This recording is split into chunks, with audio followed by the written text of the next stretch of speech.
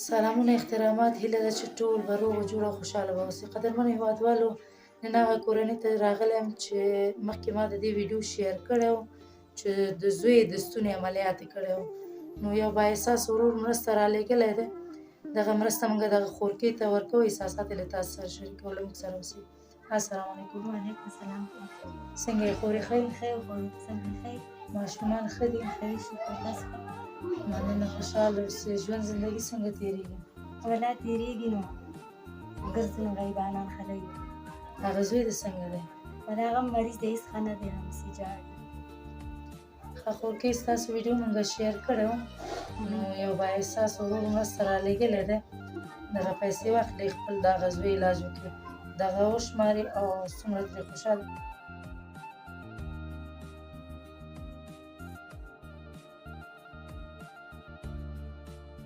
څو دی؟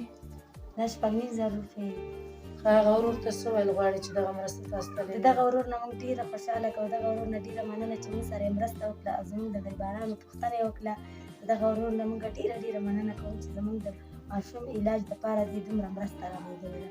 الله دې ورله دومره ورکړي چې په راټولېدو ستړی شي. خدای دې خوشحاله لري.